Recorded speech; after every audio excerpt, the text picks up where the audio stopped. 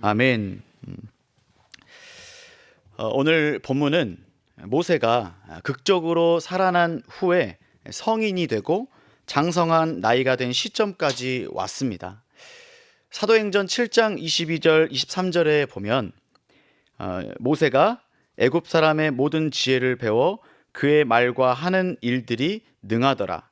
나이가 40이 되매 그 형제 이스라엘 자손을 돌볼 생각이 나더니, 이렇게 기록되어 있습니다. 우리로 치면 부록의 나이 40이 된 것입니다.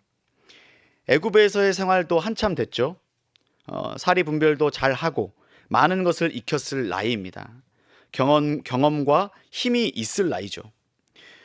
본문 11절을 부터 이제 쭉 보시게 되면 한 번은 자기 형제들에게 나가서 그들이 고되게 노동하는 것을 보았습니다.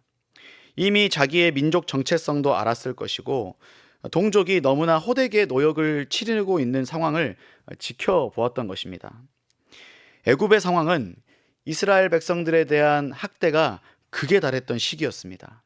모세는 노동의 현장에 나가서 어떤 애굽 사람이 한 히브리 사람, 곧 자기 형제를 치는 것을 보았습니다. 그래서 12절 말씀, 좌우를 살펴 사람이 없음을 보고 그 애굽 사람을 쳐 죽여 모래 속에 감추니라. 동포애가 발동하기는 했으나 해서는 안 될 방법으로 문제를 해결하려고 했던 것이죠. 다음 날 다시 나가니 이제는 두 히브리 사람이 서로 싸우고 있었습니다. 같은 동족끼리 싸우는 것입니다. 근데 중재를 나선 모세는 13절에 내가 어찌하여 동포를 치느냐라고 묻습니다. 그러자 누가 너를 우리를 다스리는 자와 재판관으로 삼았느냐? 내가 애굽 사람을 죽인 것처럼 나도 죽이려느냐라고 말합니다. 모세는 자신의 살인이 탄로가 난 것에 두려워했습니다. 이윽고 바로 왕이 이 일을 듣고 모세를 죽이려고 찾게 되죠. 모세는 바로의 낯을 피하여 미디안 땅으로 도망자의 신세가 된 것입니다. 애굽인을 죽였고 동족으로부터 인정받을 줄 알았는데 그렇지 않으니 이쪽도 저쪽도 자신이 설 자리가 없었던 것이죠. 모세의 인생의 큰 추락이자 실패를 경험하게 된 것입니다. 자신이 애굽에서 왕자로서의 교육도 받았을 것이고 지위와 권력을 줄 만한 나이가 되었고 사도행전의 기록처럼 하는 일도 능했던 능력의 사람이 되었습니다. 이제 자신의 민족 정체성을 가지고 뭔가 해보려는 마음이 그 속에서 꿈틀거렸던 것입니다. 이렇게 착각했을 수도 있었겠죠. 내가 능력도 갖추었고 내가 이스라엘 민족을 위해 마음 먹고 나서면 이거 큰 일을 치를 수 있겠구나, 이렇게 생각했을 것입니다. 왜냐하면 애굽 내에 이스라엘 민족이 얼마나 많이 번성했습니까? 애굽 왕이 두려워할 정도니까. 적은 숫자가 아니었습니다. 그 수백만 명이 자기 편이 되어서 자신을 따르겠지, 내가 나서기만 하면 하는 착각도 있지 않았을까요? 애굽의 반기를 들고 동족 편에 서서 얼마든지 리더가 될 수 있을 것이라는 영웅 심리가 발동된 것입니다. 영웅 심리. 그러나 그의 영웅 심리는 잘못된 것이었습니다. 현재 자신이 갖추고 있는 능력으로 민족을 구원해 보겠다는 이 영웅 의식은 철저히 실패로 돌아갔습니다. 먼저는 사람을 죽였습니다. 폭력적이었죠. 이 영웅 심리라는 것이 자기 존재를 과시하려는 그런 성향에서 비롯된 것인데 사회적으로 인정받고 싶은 욕구에서 비롯된 것이라고 합니다. 그런데 그게 왜곡이 되어서 사람을 때리고 심지어 죽이기까지 하는 일이 벌어지는 게 문제입니다. 뉴스에서 학교 폭력에 관한 그 기사들을 보게 되었는데 학교 폭력의 원인을 조사해 보니까 학생들이 선후배나 동료 사이에서 힘을 과시하려는 그런 영웅 심리 때문에 이런 일이 일어난다라고 분석을 했습니다. 학생들이 허황된 영웅의식 때문이라는 응답이 가장 높게 나왔습니다. 아이들뿐만이겠습니까? 학생 때는 학생대로, 어른들은 어른대로, 특히 어느 정도 재력을 갖추고 권력을 쥐게 되면 자신이 뭔가를 해보겠다 하고 나서는 사람들이 있습니다. 우리가 정치인들만 보아도 두 부류를 발견할 수 있습니다. 어릴 때 너무 가난하고 힘들게 자라다가 어떤 능력을 갖추고 힘과 권력을 가지게 됐어요. 그러면 어때요? 이제 내가 이 사회를 구원해내야겠다. 내가 사람들을 잘 살게 해줘야겠다 하면서 나서요. 또 한 부류는 왕자처럼 자라요. 살면서 좋은 집안의 든든한 지원으로 부족함 없이 자라서 권력을 갖게 돼요. 그러면서 이렇게 말하죠. 내가 이 사회를 다스려야지 누가 다스리겠는가? 사람들이 나를 떠받들어 왔는데 앞으로도 그래야지 라는 것이죠. 양쪽 다 자신들의 지지자들을 등에 업고 영웅의식에 의해 나서게 됩니다. 그런데 어느 쪽 다 이 사회를 구원해내지는 못합니다. 사람들을 다치게 하고 폭력적이고 오히려 반발하게 만드는 그런 부족함, 연약함들이 드러나게 되는 것이죠. 모세도 의도는 좋았습니다. 동족을 사랑하고 그들의 고통을 공감하며 그들을 어떻게든 구원해내고 싶은 마음이 있었습니다. 거기까지는 좋았으나 아직 모세는 그 일을 이루기에는 너무도 부족한 상태였던 것이죠. 동족의 비난을 듣자 모세는 자기의 힘과 열정이 아무것도 아니라는 것을 깨닫게 되었습니다. 게다가 바로 왕까지 화나게 했으니 두려움에 빠져서 있는 것도 포기해야 하는 도망자의 신세가 돼버린 것이죠. 하나님께서는 모세를 사용하시기 전에 태어나서 리더가 되기까지 출애굽기 2장과 3장 그 사이에서 실패라는 과정을 허락하신 것입니다. 하나님은 사람을 사용하실 때 반드시 훈련을 거치신 후에 사용하심을 볼 수 있습니다. 훈련에는 여러 가지가 있겠지만 하나님의 훈련 중에는 실패라는 훈련도 있습니다. 모세가 바로 이 실패를 훈련해야 됐고 경험해야 했던 것이죠. 민족을 구원해내는 일은 자신의 힘으로 되는 일이 아님을 깨달아야 했기 때문입니다. 실패를 맛보아야 내 힘으로 되는 것이 아니구나 하고 하나님께 더 나아갈 수 있기 때문이었죠. 우리도 얼마든지 모세처럼 이 영웅 심리가 발동될 수 있습니다. 내가 이 정도 나이가 됐는데, 내가 이 정도 경험이 있는데 내가 나서서 이 일을 처리해야지. 물론 실력이 갖추어져서 충분히 할 수 있는 능력으로 좋은 의도를 가지고 나서서 일을 하면 좋죠. 책임감도 있고 좋은 말로 솔선수범할 수 있습니다. 하지만 주님의 일은 경우가 다릅니다. 교회 안에서의 영웅의식은 실패할 확률이 높습니다. 우리 인간편에서는 실패를 맛볼 수가 있어요. 왜냐하면 하나님께서는 그렇게 일하시지 않기 때문이죠. 하나님은 한 영웅을 뽑아서 하나님의 구원 역사를 이루시지 않습니다. 그래서 내가 해보겠다. 내가 이 정도 실력이 되니까 내가 해야지요. 라면서 마치 모세가 내가 최신식 애굽 교육을 받았는데 애굽의 지혜를 터득했는데 하듯 세상에서의 스펙이나 자신이 갖춘 능력을 가지고 교회 안에서 뭔가를 해보려는 사람들이 있을 수 있습니다.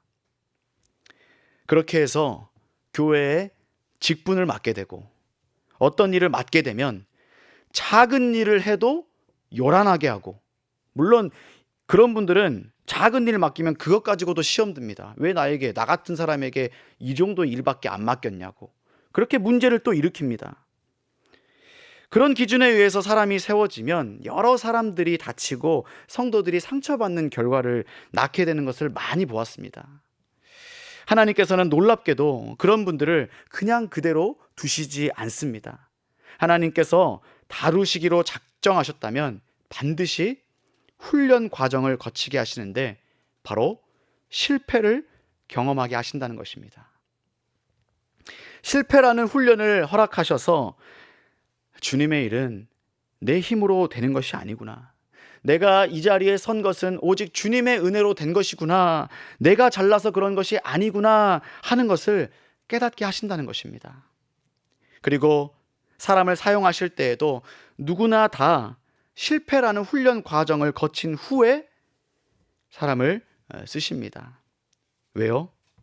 성공은 하나님께 있음을 고백하게 만드시는 게 하나님의 원리이기 때문이죠.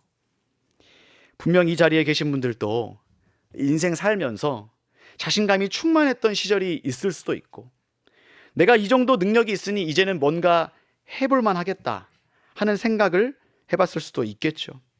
중년이 되고 연륜이 생기면 더더욱 자신의 능력이 과시하려고 하는 건 아닌데도 드러나게 되어 있습니다.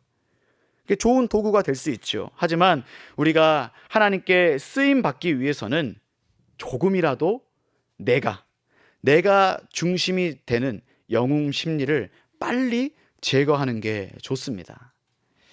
안 그러면 모세처럼 실패를 맛보고 고난이라는 훈련에 돌입할 수가 있게 돼요.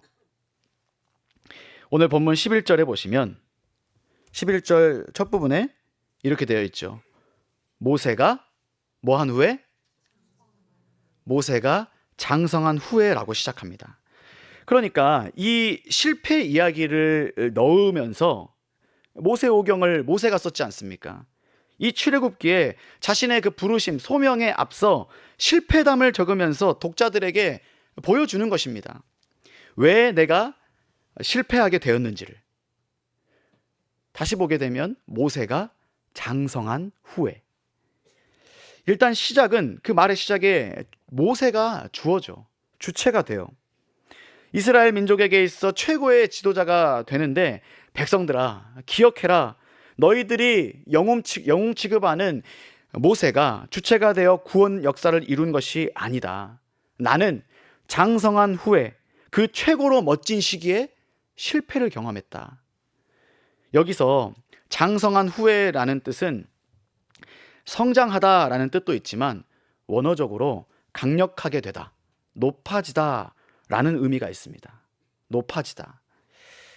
자신이 주체가 되어 자신이 높다라고 생각했을 때, 나이 40, 가장 강력한 그때에 하나님은 철저하게 나를 실패의 자리로 넣으셨다.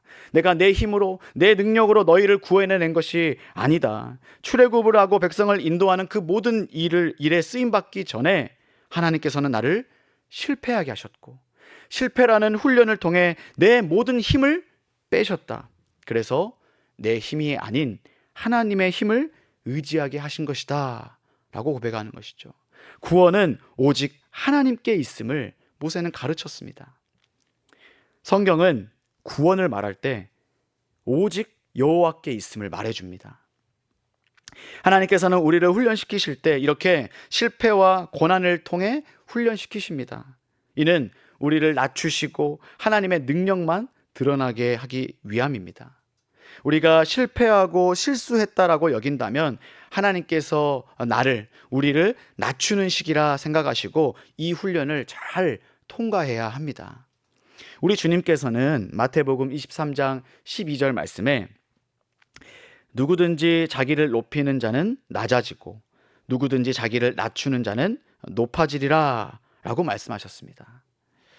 실패를 통해 힘을 빼고 낮아지고 자기 것을 다 잃어버리고 도망자의 신세가 되어야 그때부터 하나님께서는 다시 세우실 준비를 하는 것입니다.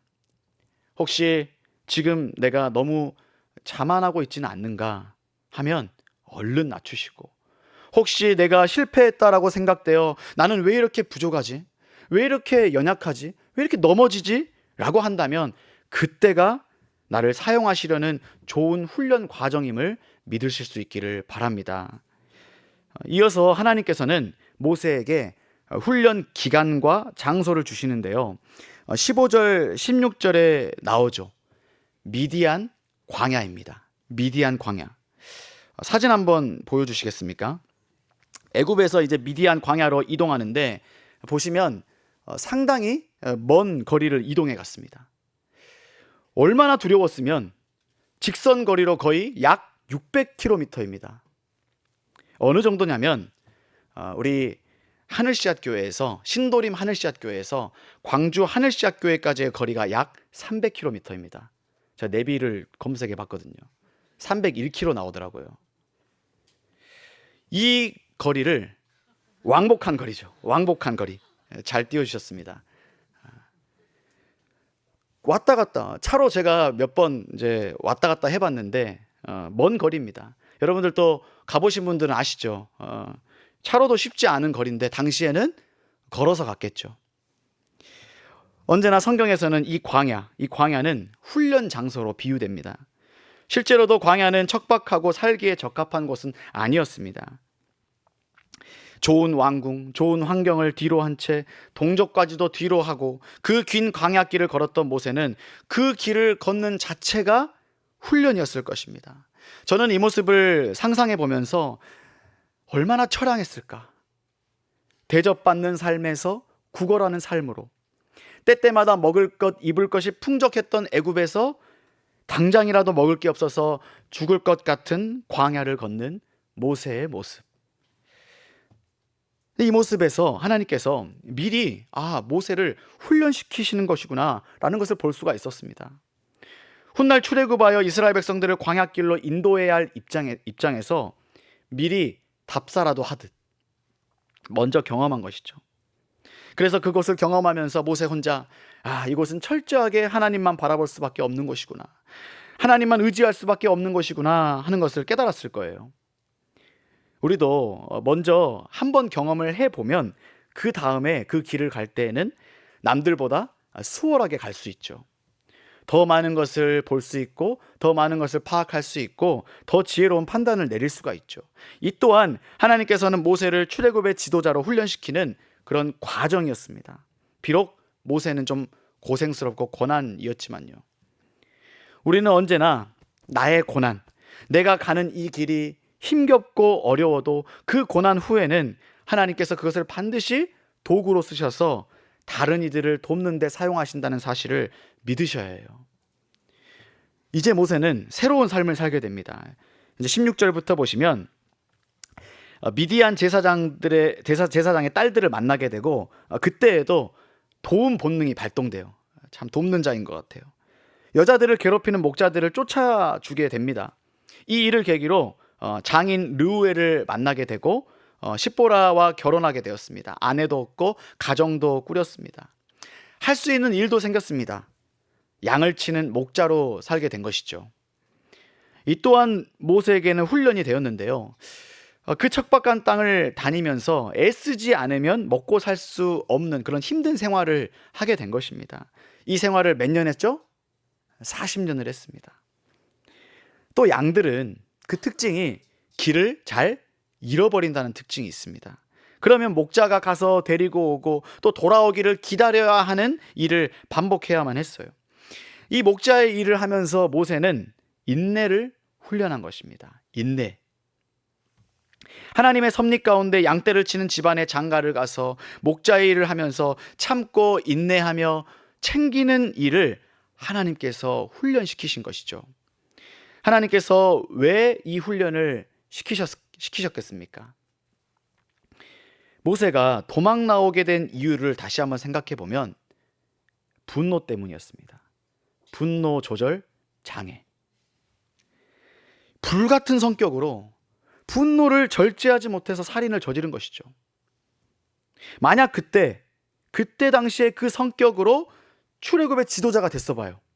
사람들이 와 멋있다, 우리를 이끌어 주십시오라고 그때 지도자가 됐어 봐요.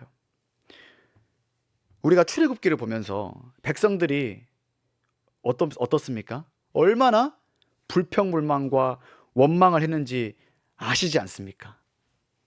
아마 광야에서 여러 사람 죽었을 것입니다.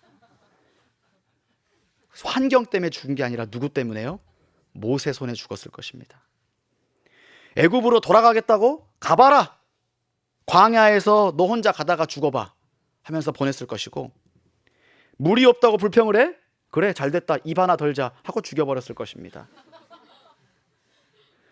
미리암이 비방한 것은요, 아마 하나님께서 나병 내리시기 전에 먼저 모세가 어디 한 군데 부러뜨려서 병치레하게 했을 것입니다. 그의 훈련되지 않는 성품으로는 도무지 그 많은 백성들을 이끌 수 있는 자격이 안 되었던 것이죠. 한둘도 아닌데 얼마나 많은 사람들과 갈등과 싸움을 일으켰겠습니까? 그런 모세를 하나님께서는 양치는 목자가 되게 하시고 애굽에서의 생활만큼이나 40년간 참고 견디는 인내를 배우게 하신 것입니다. 그 결과 하나님께 어떻게 인정받습니까?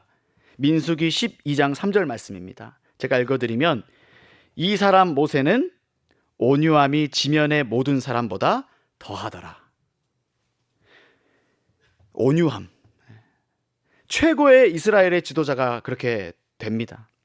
바로 이 모든 것을 훈련시키기 위해 하나님께서는 실패도 고난도 허락하신 것이죠. 모세의 인생에 실패와 고난이라는 재료를 넣으셔서 주물럭주물럭 버무리신 후에 하나님이 사용하시기 좋은 지도자로 변화시켜 주신 것입니다. 그리고 오늘 본문 마지막에는 이제 주어가 바뀌었습니다. 우리 24절, 25절 함께 읽어보겠습니다. 하나님이 그들의 고통 소리를 들으시고 하나님이 아브라함과 이삭과 야곱에게 세운 그의 언약을 기억하사 하나님이 이스라엘 자손을 돌보셨고 하나님이 그들을 기억하셨더라. 아멘. 처음에 어떻게 시작했죠? 11절에 모세가로 시작한 한 사람의 실패 스토리가 하나님이 주관하시는 과정 속에 있음을 알려주시는 것입니다. 우리 인생도 마찬가지입니다. 주님을 믿는 백성의 모든 인생은 하나님의 구원 사역 안에 있는 것을 믿으시기를 바랍니다. 나의 실패도 내가 당한 고난도 하나님의 구원 역사 속에서 우리 한 사람 한 사람 하나님이 훈련시키시는 과정임을 믿으시기를 바랍니다. 실패를 해야, 실패를 통해 무너져야, 고난을 통해 깨지고 부서져야 하나님이 사용하시기 딱 좋은 모습으로 빚어질 수 있기 때문입니다. 지금 내가 있는 그 자리가, 지금 우리가 있는 이 자리가 너무나 지겹고 내가 여기서 뭘 하고 있는 것일까? 몇 년째지? 하는 생각이 드십니까? 하나님은 때가 되기까지 인내를 가르치시고 나는 인내를 배우고 있다라고 생각하십시오. 저는 지난 교회에서 부교육자로 약이 아니라 만 8년 조금 넘게 사역을 했었습니다. 제 고향이 전라도죠. 전라도이긴 했지만 제가 사역했던 그 광주 땅은 제가 어떤 연고가 있는 곳이 아니었습니다. 가족이 없었습니다. 그곳에는 가족도 없었어요. 지나고 보니까 세월이 금방 가기는 했는데 짧으면 짧고 길면 긴 시간이었습니다. 오직 그냥 교회만 생각하며 사역만 하면서 그 자리를 지켰는데 지금 와서 보니까 무엇을 배웠을까 생각을 해보았습니다. 제가 사역을 엄청 잘하지도 않았고 뭐 대단한 성과를 낸 것도 아니었어요. 그렇게 생각해요. 하나님께서 그러면 그 8년의 시간 동안 무엇을 훈련시키셨을까 돌아보니까 인내였습니다. 인내. 이런저런 이유, 어떤 이유보다 하나님의 때, 하나님이 인도하시기까지 인내 훈련시키신 것이구나. 기다리게 하셨고 견디게 하셨습니다. 저 되게 성격 급하고 가만히 있지를 못하는 성격이거든요. 가만히 앉아있지를 못해요. 그래서 어렸을 때 제일 듣기 싫었던 말이 앉아있으란 말이었습니다. 가만히 좀 있으란 말이었습니다. 제일로 힘들었습니다. 그런 저를 한 자리에서 인생의 가장 긴 시간이었습니다. 초등학교 6년도 아니고 중학교 3년, 고등학교 3년, 대학교 4년, 군대 2년, 신대원 3년, 그 어떤 시간보다 가장 긴 시간을 한 자리에 있게 하시면서 인내라는 것을 가르쳐 주신 것 같아요. 그렇다고 지금 인내를 잘하느냐? 그것도 아닙니다. 8년의 시간을 견디게 하시더니 이렇게 좋은 교회로 인도하셨구나 라는 믿음은 있습니다. 아무튼 우리 인생의 모든 순간순간은 하나님의 훈련 과정에 놓여 있음을 믿으시기를 바랍니다. 여러분, 지금 이 자리, 지금 있는 이 자리를 소중히 여기시고 특별히 지금 우리가 하늘씨앗교회를 섬기면서 받고 있는 모든 훈련을 감사함으로 받으시기를 바랍니다. 때가 되면 하나님께서 저와 여러분을 더욱 귀하게 사용해 주시리라 믿습니다. 그렇게 쓰임받기를 간절히 축원합니다. 우리 찬양하시겠습니다. 나의 가는 길이라는 찬양하겠습니다. 주님이 인도하실 것입니다. 실수를 가지고도 하나님은 합력하여 선을 이루시는 그런 인도하시는 하나님이십니다. 함께 찬양할 때 그 주님의 인도하심에 감사하며 고백하기 원합니다. 나의 가는 길, 나의 가는 길, 주님 인도하시네. 그는 보이지 않아도 날 위해 일하시네. 주 나의 인도자, 항상 함께 하시네. 사랑과 힘 베푸시며 인도하시네. 인도하시네. 다시 처음부터 고백하겠습니다. 나의 가는 길, 나의 가는 길, 주님 인도하시네. 그는 보이지 않아도 날 위해 일하시네. 주 나의 인도자, 항상 함께 하시네. 사랑과 힘 베푸시며 인도하시네. 인도하시네. 광야의 길을 만드시고 광야의 길을 만드시고 날 인도해. 사막에 가 만드신 것 보라. 하늘과 땅 변해도 주의 말씀 영원해. 내 삶 속에 새 일을 행하리. 나의 가는 길, 나의 가는 길, 주님 인도하시네. 그는 보이지 않아도 날 위해 일하시네. 주 나의 인도자, 항상 함께 하시네. 사랑과 힘 베푸시며 인도하시네. 인도하시네. 우리 다시 처음부터 고백하겠습니다. 나의 가는 길, 나의 가는 길, 주님 인도하시네. 실패와 실수 속에서도 보이지 않아도 날 위해 일하시네. 주 나의 인도자, 항상 함께 하시네. 사랑과 힘 베푸시며 인도하시네. 인도하시네. 광야의 길을 만드시며 광야의 길을 만드시고 날 인도해. 사막에 가 만드신 것 보라. 하늘과 땅 변해도 주의 말씀 영원히. 내 삶 속에 새 일을 행하리. 한 번 더. 광야의 길을 만드시고 광야의 길을 만드시고 날 인도해. 그렇습니다. 사막에 가 만드신 것 보라. 하늘과 땅 변해도 주의 말씀 영원히. 내 삶 속에 새 일을 행하리. 나의 가는 길, 나의 가는 길, 주님 인도하시네. 그는 보이지 않아도 날 위해 일하시네. 주 나의 인도자, 항상 함께 하시네.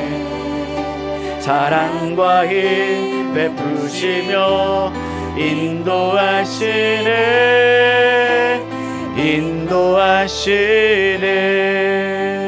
우리 시간 같이 기도하겠습니다. 말씀을 생각하며 기도할 때 하나님이 나의 삶을 구원의 길로 인도하실 것입니다. 근데 그 과정 속에서 나의 삶에